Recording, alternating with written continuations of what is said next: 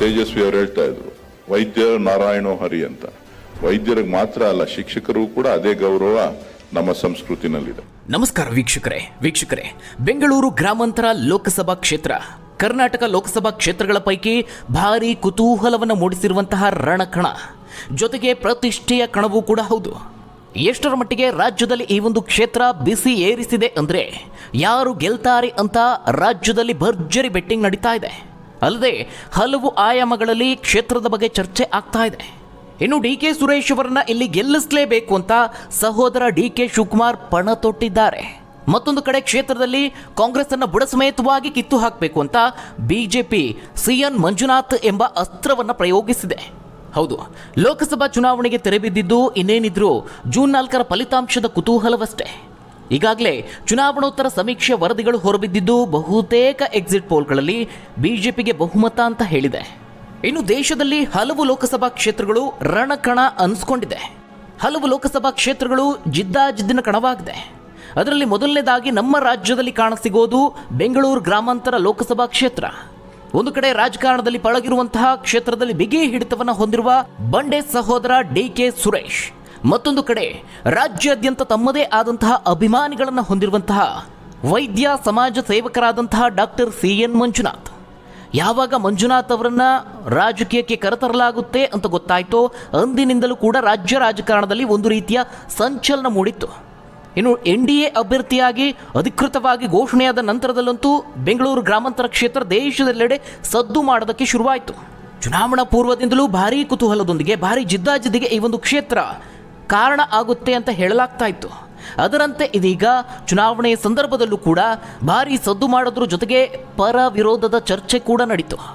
ಇದೀಗ ಫಲಿತಾಂಶದ ವಿಚಾರದಲ್ಲೂ ಭಾರೀ ಕುತೂಹಲವನ್ನು ಮೂಡಿಸ್ತಾ ಇದೆ. ರಾಜಕೀಯ ಪಂಡಿತರು ಸಹ ತಮ್ಮದೇ ಆದಂತಹ ವಿಶ್ಲೇಷಣೆಯನ್ನು ಮಾಡಿದ್ದು ಫಲಿತಾಂಶಕ್ಕಾಗಿ ಎದುರು ನೋಡ್ತಿದ್ದಾರೆ. ಆದರೆ ಇದೀಗ ಆ ಎಲ್ಲ ಕುತೂಹಲಕ್ಕೆ ಬ್ರೇಕ್ ಬಿದ್ದಿದೆ. ಬೆಂಗಳೂರು ಲೋಕಸಭಾ ಕ್ಷೇತ್ರದಲ್ಲಿ ಯಾರು ಗೆಲ್ತಾರೆ ಅನ್ನುವಂತಹ $1 ಮಿಲಿಯನ್ ಪ್ರಶ್ನೆಗೆ ಉತ್ತರ ಸಿಕ್ಕಿದೆ. ಅಷ್ಟೇ ಅಲ್ಲ, ಈ ಒಂದು ಪ್ರತಿಷ್ಠೆಯ ಕಣದಲ್ಲಿ ಯಾರ ಪ್ರತಿಷ್ಠೆ ಗೆಲ್ಲುತ್ತೆ, ಯಾರ ಪ್ರತಿಷ್ಠೆ ಮಣ್ಣು ಪಾಲಾಗುತ್ತೆ ಅನ್ನೋದು ಸಹ ಪೂರ್ವದಲ್ಲೇ ಬಹಿರಂಗಗೊಂಡಿದೆ.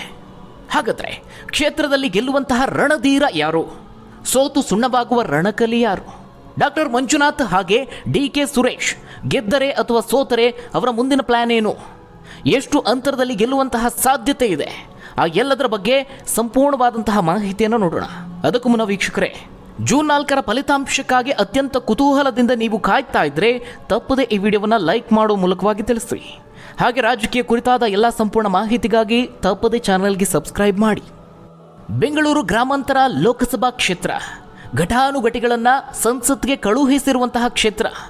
ಅದರ ಜೊತೆಗೆ ದೇಶದ ಮಾಜಿ ಪ್ರಧಾನಿಗೆ ಸೋಲಿನ ರುಚಿಯನ್ನು ಕಾಣಿಸಿದಂತಹ ಹಿನ್ನೆಲೆಯೂ ಕೂಡ ಈ ಒಂದು ಕ್ಷೇತ್ರಕ್ಕಿದೆ. ಇಂತಹ ಕ್ಷೇತ್ರದಲ್ಲಿ ಇದೀಗ ವಜ್ರದಷ್ಟು ಕಠಿಣವಾದಂತಹ ಬಂಡೆ ಒಡೆಯುವ ಸಾಹಸಕ್ಕೆ ಮೃದು ವ್ಯಕ್ತಿತ್ವದವರನ್ನ ಮುಂದೆ ತಂದು ನಿಲ್ಲಿಸಲಾಗಿದೆ. ಬೆಂಗಳೂರು ಗ್ರಾಮಾಂತರ ಅಂದರೆ ಅದು ಡಿ.ಕೆ. ಸಹೋದರರ ಭದ್ರಕೋಟೆ.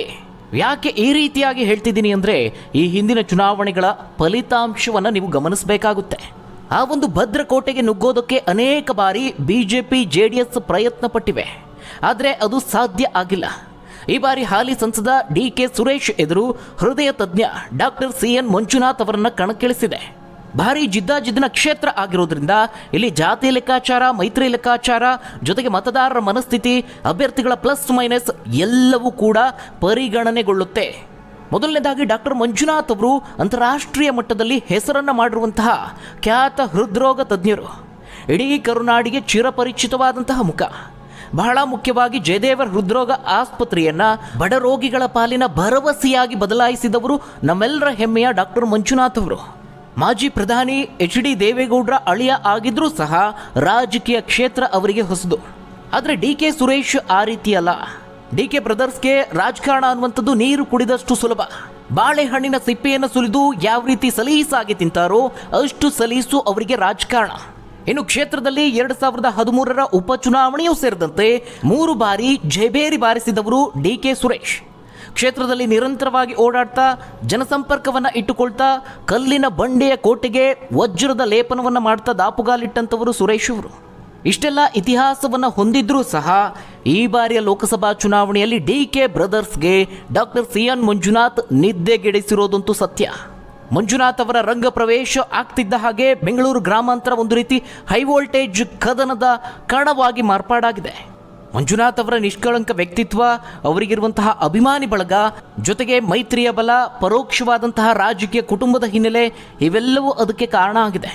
ಹಾಗಾಗಿ ಈ ಬಾರಿಯ ಚುನಾವಣೆಯಲ್ಲಿ ಬೆಂಗಳೂರು ಗ್ರಾಮಾಂತರ ವಿಚಾರದಲ್ಲಿ DK ಬ್ರದರ್ಸ್ ತುಂಬ ಆರಾಮಾಗಿ ಇದ್ರು ಅನ್ನೋದು ಸುಳ್ಳು. ಇನ್ನು ಕ್ಷೇತ್ರದಲ್ಲಿ ಡಾಕ್ಟರ್ ಮಂಜುನಾಥ್ ಅವರಿಗೆ ಯಾವ ರೀತಿಯಾಗಿ ಈ ಒಂದೊಂದೇ ಅಂಶಗಳು ಬಲವನ್ನು ತುಂಬುತ್ತಾ ಹೋಗಿದೆ ಅನ್ನೋದನ್ನು ಒಂದೊಂದಾಗಿ ಹೇಳ್ತೀನಿ ಕೇಳಿ. ಮೊದಲನೇದಾಗಿ ಕ್ಷೇತ್ರದಲ್ಲಿ ಒಕ್ಕಲಿಗರ ಮತಗಳೇ ನಿರ್ಣಾಯಕ ಅನ್ನಿಸ್ಕೊಂಡಿದೆ. ಮಂಜುನಾಥ್ ಅವರಿಗೆ ರಾಜಕಾರಣ ಹೊಸದಾದರೂ ರಾಷ್ಟ್ರೀಯ ಪಕ್ಷ BJPಯಿಂದ ಅವರು ಸ್ಪರ್ಧಿಸ್ತಿರುವಂಥದ್ದು. ಹೀಗಾಗಿ ಅದರ ಜೊತೆಗೆ ಅವರಿಗೆ ಮೋದಿ ಅನ್ನುವ ಒಂದು ಬ್ರ್ಯಾಂಡ್ ನೇಮ್ನ ರಕ್ಷೆ ಕೂಡ ಇದೆ. ಇದೆಲ್ಲದರ ಜೊತೆಗೆ ಮಾಜಿ ಪ್ರಧಾನಿಗಳಾದಂತಹ ದೇವೇಗೌಡರ ಅಳಿಯ ಆಗಿರೋದ್ರಿಂದ ಆ ಒಂದು ಸಂಬಂಧದ ಪ್ಲಸ್ ಪಾಯಿಂಟ್ ಏನಿದೆ ಅದು ಕ್ಷೇತ್ರದಲ್ಲಿ ಪ್ರಭಾವ ಬೀರುತ್ತೆ. ಇವೆಲ್ಲವೂ ಅರ್ಥ ಆಗಬೇಕು ಅಂದರೆ ಕ್ಷೇತ್ರದ ಇತಿಹಾಸವನ್ನು ಗಮನಿಸಲೇಬೇಕು. 2008ರಲ್ಲಿ ಬೆಂಗಳೂರು ಗ್ರಾಮಾಂತರ ಕ್ಷೇತ್ರ ರಚನೆ ಆಗಿರುವಂಥದ್ದು.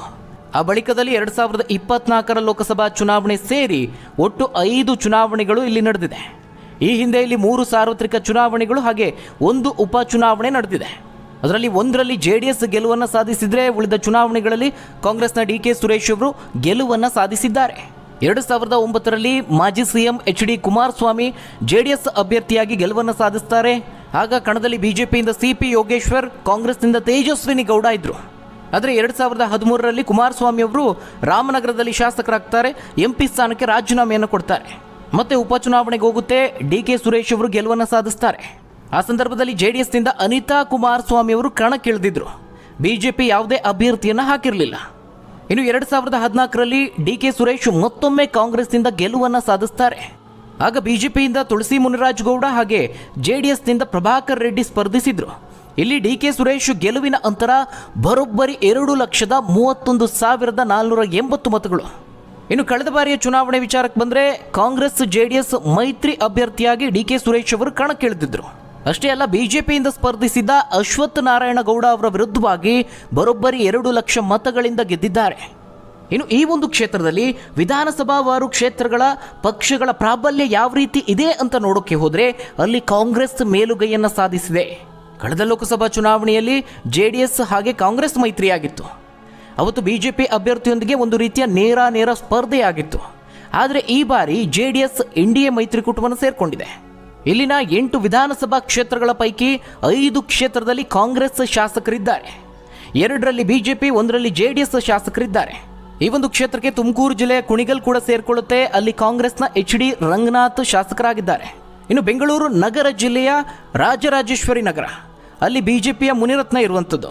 ಅದೇ ರೀತಿಯಾಗಿ ಬೆಂಗಳೂರು ದಕ್ಷಿಣದಲ್ಲಿ BJPಯ M ಕೃಷ್ಣಪ್ಪ ಇದ್ದಾರೆ. ಆನೇಕಲ್ನಲ್ಲಿ ಕಾಂಗ್ರೆಸ್ನ B ಶಿವಣ್ಣ ಅವರು ಶಾಸಕರಾಗಿದ್ದಾರೆ. ಇನ್ನು ರಾಮನಗರ ಜಿಲ್ಲೆಯ ಮಾಗಡಿಯಲ್ಲಿ HC ಬಾಲಕೃಷ್ಣ, ರಾಮನಗರದಲ್ಲಿ ಇಕ್ಬಾಲ್ ಹುಸೇನ್, ಕನಕಪುರದಲ್ಲಿ DK ಶಿವಕುಮಾರ್ ಶಾಸಕರಾಗಿದ್ದಾರೆ. ಈ 3 ಕ್ಷೇತ್ರದಲ್ಲಿ ಕಾಂಗ್ರೆಸ್ ಇರುವಂಥದ್ದು. ಇನ್ನು ಚನ್ನಪಟ್ಟಣದಲ್ಲಿ JDSನಿಂದ HD ಕುಮಾರಸ್ವಾಮಿ ಅವರು ಶಾಸಕರಾಗಿದ್ದಾರೆ. ಆದರೆ ಕಳೆದ ವಿಧಾನಸಭಾ ಚುನಾವಣೆಯ ಮತ ಹಂಚಿಕೆಯನ್ನು ಗಮನಿಸಿದ್ರೆ ಅಲ್ಲಿ BJP ಹಾಗೆ JDS ಮೈತ್ರಿ ಮೇಲುಗೈಯನ್ನು ಸಾಧಿಸಿದೆ. ಈ ಒಂದು ಲೋಕಸಭಾ ಕ್ಷೇತ್ರ ವ್ಯಾಪ್ತಿಯ 8 ವಿಧಾನಸಭಾ ಕ್ಷೇತ್ರಗಳಲ್ಲಿ JDS ಅಭ್ಯರ್ಥಿಗಳು ಸುಮಾರು 6,09,000 ಮತಗಳನ್ನು ಪಡೆದಿದ್ರು. BJPಯ ಅಭ್ಯರ್ಥಿಗಳು 3,62,000 ಮತಗಳನ್ನು ಪಡೆದಿದ್ರು. ಕಾಂಗ್ರೆಸ್ನ ಅಭ್ಯರ್ಥಿಗಳು 8,12,000 ಮತಗಳನ್ನು ಪಡೆದಿದ್ದಾರೆ. ಆ ರೀತಿಯಲ್ಲಿ ನಾವು ಲೆಕ್ಕ ಹಾಕೋದಾದರೆ ಇದೀಗ BJP JDS ಮೈತ್ರಿ ಆಗಿದೆ. ಆ ಮೈತ್ರಿಯನ್ನು ಒಟ್ಟು ಲೆಕ್ಕ ಹಾಕಿದ್ರೆ 1,60,000 ಮತಗಳಿಂದ ಕಾಂಗ್ರೆಸ್ಗಿಂತ ಮುಂದಿದೆ. ಹೀಗಾಗಿ ಈ ಒಂದು ವಿಚಾರ BJP ಮೈತ್ರಿಗೆ ಬಹಳ ಅನುಕೂಲಕರವಾದಂತಹ ವಾತಾವರಣವನ್ನು ಸೃಷ್ಟಿ ಮಾಡಿದೆ ಅಂತಲೇ ಹೇಳ್ಬೋದು. ಇನ್ನು DK ಸುರೇಶ್ ಅವರ ಕಾಂಗ್ರೆಸ್ ವಿಚಾರಕ್ಕೆ ಬಂದರೆ DCM DK ಶಿವಕುಮಾರ್ ಅವರ ಬೆಂಬಲ ಇರುವುದೇ ಪ್ಲಸ್ ಪಾಯಿಂಟ್ ಆಗಿದೆ. ಆದರೆ ಎಕ್ಸಿಟ್ ಪೋಲ್ ವಿಚಾರಕ್ಕೆ ಬಂದರೆ ಇಲ್ಲಿ ಡಾಕ್ಟರ್ ಮಂಜುನಾಥ್ ಅವರು ಗೆಲುವನ್ನು ಸಾಧಿಸ್ತಾರೆ ಅಂತ ಸೂಚಿಸ್ತಾ ಇದೆ. ಅದೇ ಎಕ್ಸಿಟ್ ಪೋಲ್ನಲ್ಲಿ ಒಟ್ಟಾರೆಯಾಗಿ ರಾಜ್ಯದಲ್ಲಿ ಕೊಟ್ಟಂತಹ ಸೀಟ್ಗಳ ಸಂಖ್ಯೆಯನ್ನು ಗಮನಿಸಿದ್ರೆ ಕಾಂಗ್ರೆಸ್ನ ಗ್ಯಾರಂಟಿ ಅಲೆ ಲೋಕಸಭಾ ಚುನಾವಣೆಯಲ್ಲಿ ಪರಿಣಾಮ ಬಿದ್ದಂತೆ ಕಾಣಿಸ್ತಾ ಇಲ್ಲ. BJPಗೆ ಎಲ್ಲೂ ಕೂಡ ಅದು ಹೊಡೆತ ಕೊಟ್ಟಂತೆ ಕಾಣಿಸ್ತಾ ಇಲ್ಲ. ಹೀಗಾಗಿ ಬೆಂಗಳೂರು ಗ್ರಾಮಾಂತರ ವಿಚಾರದಲ್ಲೂ ಕೂಡ ಡಾಕ್ಟರ್ ಮಂಜುನಾಥ್ ಅವರು ಸುಮಾರು 1 ಲಕ್ಷಕ್ಕೂ ಹೆಚ್ಚು ಮತಗಳ ಅಂತರದಿಂದ ಗೆಲ್ಲುವಂತಹ ಸಾಧ್ಯತೆ ಇದೆ ಎನ್ನಲಾಗಿದೆ. ಇನ್ನು ಒಂದು ವೇಳೆ ಡಾಕ್ಟರ್ CN ಮಂಜುನಾಥ್ ಅವರು ಗೆದ್ದಿದ್ದೇ ಆದಲ್ಲಿ ಕೇಂದ್ರದಲ್ಲೇನಾದರೂ ಸಚಿವ ಸ್ಥಾನ ಸಿಗಬಹುದಾ, ಅದರಲ್ಲೂ ಆರೋಗ್ಯ ಸಚಿವರೇನಾದರೂ ಆಗಬಹುದಾ ಅನ್ನುವಂತಹ ಚರ್ಚೆ ಕೂಡ ನಡೀತಾ ಇದೆ. ಅದೇ ಒಂದು ವೇಳೆ ಸೋತಿದ್ದೇ ಆದಲ್ಲಿ ದಶಕಗಳಿಂದ ಒಂದು ಹೆಸರನ್ನು ಸಂಪಾದಿಸ್ಕೊಂಡು ಬಂದಿದ್ದಾರೆ ಜಯದೇವ ಆಸ್ಪತ್ರೆಯ ವಿಚಾರದಲ್ಲಿ. ಆ ಒಂದು ಬಹಳ ದೊಡ್ಡ ಹೆಸರಿಗೆ ಎಲ್ಲಾದರೂ ಈ ಒಂದು ಚುನಾವಣೆ ಕಪ್ಪು ಚುಕ್ಕೆ ಆಗ್ಬಿಡುತ್ತೇನೋ ಅನ್ನುವಂತಹ ಚರ್ಚೆ ಕೂಡ ಇದೆ. ಆರಂಭದಲ್ಲಿ ಅವರನ್ನು ಅಭ್ಯರ್ಥಿಯನ್ನಾಗಿ ಮಾಡುವಂತಹ ಸಂದರ್ಭದಲ್ಲಿ ದೇವೇಗೌಡರು ಸಹ ಇದೇ ಮಾತನ್ನು ಪ್ರಸ್ತಾಪಿಸಿದ್ರು ಅಂತ ಹೇಳಲಾಗಿದೆ. ಇನ್ನು ಡಿ ಕೆ ಸುರೇಶ್ ಅವರ ವಿಚಾರಕ್ಕೆ ಬಂದರೆ ಅವರು ಗೆದ್ದಿದ್ದೇ ಆದಲ್ಲಿ ಈ ಭಾಗದಲ್ಲಿ ಮತ್ತಷ್ಟು ಅವರ ಪ್ರಾಬಲ್ಯ ಹೆಚ್ಚಾಗುತ್ತೆ. ಡಿ ಕೆ ಶಿವಕುಮಾರ್ ಅವ್ರಿಗೂ ಸಹ ರಾಜ್ಯ ರಾಜಕಾರಣದಲ್ಲಿ ಅದು ತುಂಬಾ ಪ್ಲಸ್ ಪಾಯಿಂಟ್ ಆಗುತ್ತೆ. ಅದೇ ಒಂದು ವೇಳೆ ಸೋತಿದ್ದೇ ಆದಲ್ಲಿ ಡಿ ಕೆ ಬ್ರದರ್ಸ್ಗೆ ಅದೊಂದು ದೊಡ್ಡ ಹೊಡೆತ ಅಂತಲೇ ಹೇಳ್ಬೋದು. ಮೊದಲನೇದಾಗಿ ಈ ಒಂದು ಚುನಾವಣೆ ಎರಡೂ ಕುಟುಂಬಗಳ ಪ್ರತಿಷ್ಠೆಯ ವಿಚಾರ ಆಗಿದೆ. ಸದ್ಯದ ಪರಿಸ್ಥಿತಿಯಲ್ಲಿ ಒಂದು ರೀತಿ ಬದ್ಧ ವೈರಿಗಳಾಗಿ ಗುರುತಿಸಿಕೊಂಡಿದ್ದಾರೆ. ಹೀಗಾಗಿ ಚುನಾವಣೆಯಲ್ಲಿ ಸೋತ್ರೆ ಅದು ಡಿ ಕೆ ಶಿವಕುಮಾರ್ ಅವರ ಅಥವಾ ಡಿ ಕೆ ಬ್ರದರ್ಸ್ ಕುಟುಂಬದ ಪ್ರತಿಷ್ಠೆಯ ವಿಚಾರ ಆಗುತ್ತೆ. ಅದೇ ರೀತಿಯಾಗಿ ದೊಡ್ಡಗೌಡರ ಕುಟುಂಬಕ್ಕೆ ಇಲ್ಲಿ ಮತ್ತೊಮ್ಮೆ ಪ್ರಾಬಲ್ಯ ಸಾಧಿಸೋದಕ್ಕೆ ಮರುಸ್ಥಾಪಿಸೋದಕ್ಕೆ ಅವಕಾಶವನ್ನು ಮಾಡಿಕೊಡುತ್ತೆ. ಇನ್ನು ಡಿ ಕೆ ಸುರೇಶ್ ಅವರು ಸೋತ್ರೆ ಒಂದು ವೇಳೆ ಪ್ಲಾನ್ ಬಿ ಕೂಡ ರೆಡಿ ಆಗಿದೆ ಅನ್ನುವ ಮಾತುಗಳು ಕೇಳಿ ಬರ್ತಾ ಇದೆ. ಎಚ್ ಡಿ ಕುಮಾರಸ್ವಾಮಿ ಅವರು ಮಂಡ್ಯ ಲೋಕಸಭಾ ಕ್ಷೇತ್ರದ ಮೂಲಕವಾಗಿ ಕೇಂದ್ರ ರಾಜಕಾರಣದತ್ತ ಹೋಗ್ತಿದ್ದಾರೆ. ಹೀಗಾಗಿ ಚನ್ನಪಟ್ಟಣ ಬೈ ಎಲೆಕ್ಷನ್ನಲ್ಲಿ ಡಿ ಕೆ ಸುರೇಶ್ ಅವರು ಸ್ಪರ್ಧಿಸುವಂತಹ ಸಾಧ್ಯತೆ ಇದೆ. ಅದು ಯಾವಾಗ ಅಂತ ಹೇಳಿದ್ರೆ ಒಂದು ವೇಳೆ ಲೋಕಸಭಾ ಚುನಾವಣೆಯಲ್ಲಿ ಸೋತಿದ್ದೇ ಆದಲ್ಲಿ. ಇದಿಷ್ಟು ವೀಕ್ಷಕರೇ ಬೆಂಗಳೂರು ಗ್ರಾಮಾಂತರದ ವಿಚಾರ. ಹಾಗಾದರೆ ವೀಕ್ಷಕರೇ ನಿಮಗೇನು ಅನಿಸುತ್ತೆ? ಬೆಂಗಳೂರು ಗ್ರಾಮಾಂತರದಲ್ಲಿ ಯಾರ ಗೆಲುವಿನ ಸಾಧ್ಯತೆ ಇದೆ? ತಪ್ಪದೆ ನಿಮ್ಮ ಅನಿಸಿಕೆ ಅಭಿಪ್ರಾಯವನ್ನು ಕಮೆಂಟ್ ಮೂಲಕ ತಿಳಿಸಿ.